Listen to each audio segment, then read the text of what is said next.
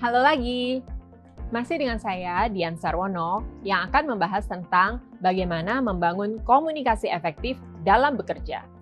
Kali ini kita akan membahas topik terkait gaya komunikasi atasan dan rekan kerja. Pada modul ini akan dibahas 6 gaya leadership communication. Komunikasi adalah salah satu keahlian penting yang harus dimiliki seorang pemimpin. Namun, leadership communication skills bukan hanya untuk para pemimpin. Kita dapat belajar tentang kemampuan komunikasi yang dimiliki pemimpin untuk mencapai kesuksesan pribadi dan profesional. Lalu, apa aja sih leadership communication itu? Leadership communication dapat dilihat dari beberapa hal. Pertama, apa saja yang disampaikan? Biasanya tentang perubahan atau pembaruan, strategi, tujuan dan objektif menggunakan SMART. Ini adalah alat ukur yang biasa digunakan dalam marketing, yaitu specific, measurable, actionable, relevant, and time-bound. Metode ini sering digunakan untuk mengukur objektif marketing. Kemudian timeline dan deadline, pembaruan informasi, dan program penguatan tim. Kedua, tujuan penyampaiannya untuk siapa?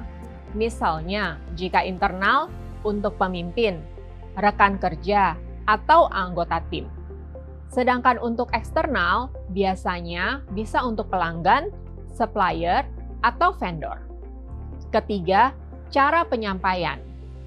Bisa dengan komunikasi langsung, telepon, conference call, email, media sosial, atau audiovisual. Dan keempat, kapan disampaikan? Apakah itu harian, mingguan, atau bulanan? Atau setiap triwulan atau semester? Selain itu, kita juga harus mengenal leadership skill communication style. Intinya, gaya kepemimpinan adalah pola perilaku yang digunakan pemimpin pada umumnya ketika mengambil keputusan penting, berinteraksi dengan orang lain, dan mengorganisir waktu. Ada 6 leadership communication style yang dapat Anda kembangkan. Pertama, listening communication style. Mendengarkan adalah salah satu pilar komunikasi.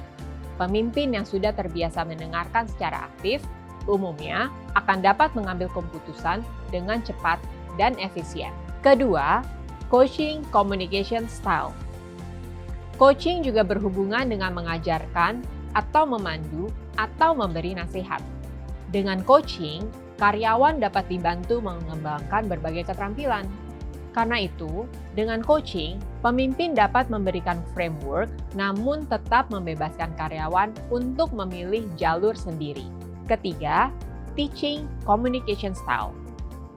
Pada dasarnya, pemimpin yang kuat adalah guru yang baik. Walaupun gaya ini mungkin tidak dapat digunakan dalam semua situasi, tetapi mengajarkan karyawan sehingga dapat menguasai keterampilan-keterampilan tertentu dapat meningkatkan performa kerja. 4.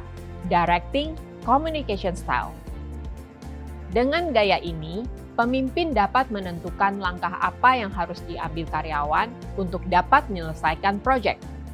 Gaya ini akan sangat cocok bagi karyawan yang kesulitan menyelesaikan suatu tugas. 5. Advising communication style. Hampir semua pemimpin akan banyak menggunakan waktu mereka untuk memberikan nasihat atau saran. Karena sudah ahli, biasanya para pemimpin dapat memberikan nasihat yang tepat untuk masalah yang dihadapi karyawan. Dan keenam, motivating communication style. Memberikan motivasi adalah hal penting yang harus dilakukan pemimpin. Dari waktu ke waktu, para pekerja memerlukan dorongan semangat. Disinilah pemimpin harus tanggap. Bagaimana menurut teman-teman? Sebenarnya, leadership communication adalah keterampilan yang juga kita miliki kan?